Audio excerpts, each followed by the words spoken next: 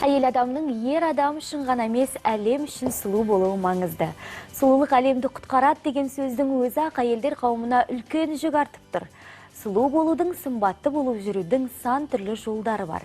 Бүгінде Шырайлы майдарында қыз-келіншектерге әдеттегідей маманның кеңесін ұсынамыз. Экранға зер салыңыз. Қайырлы құрметті көрермендер, бүгін біз сіздерге пилинг ұсынғымыз келіп отыр.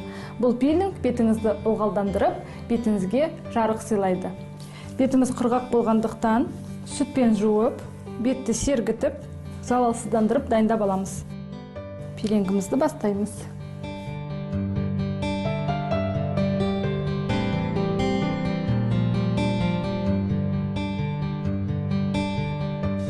Қартаю белгілері бар. Түсті өңдеу, жақсарту, ылғалдандыру үшін пилинг жасаймыз. Бұл пилингтің құрамында бадам, сүт және лимон қышқылдары бар. Бадам, сүт және лимон қышқылдары эпидермистің беткі қабатын жаңартады, жұмсақ қабыршықтайды. Бұл жеңіл пилингтардың түрі деп айтуға болады.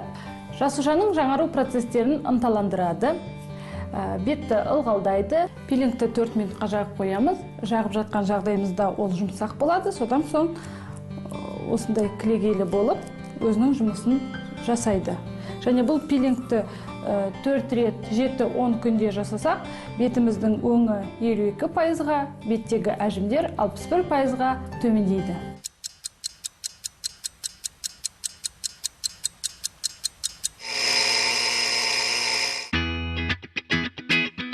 Минут уақытымыз өтті. Енді пилингімізді жуып тастаймыз.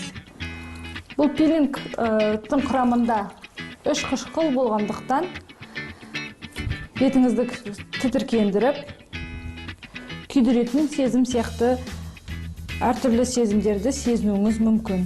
Бетіңізге жарқындық сыйлайтын сол әсіресе лимон қышқылы, бадам қышқылы беттегі әжімдерді жояды.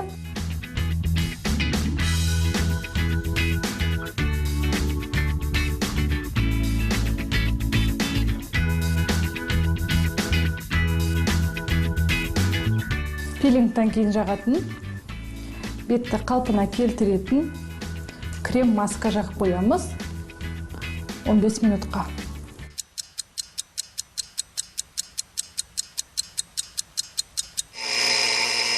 Крем маскамыз сіңді.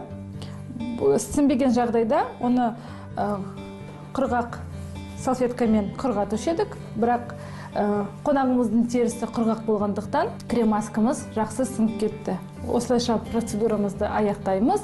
Пилингтен кейін қысы жазы үнемі күн сәулесінен қорғайтын крем SPF пайдаланып жүру керек. Күн аяз болғандықтан, бетіміз құрғақ болғандықтан, мұрныңыздың айналасы мен беттеріңіздің кейбір бөліктері құрғауы мүмкін. Бірақ ол кейбір жағдайларда ғана, себебі бұл пилинг көбінесе ылғалдандырады. Әсіресе суық күндері беттеріңізді күтіп, ылғалдандырып, нәлендіріп тұрыңыздар.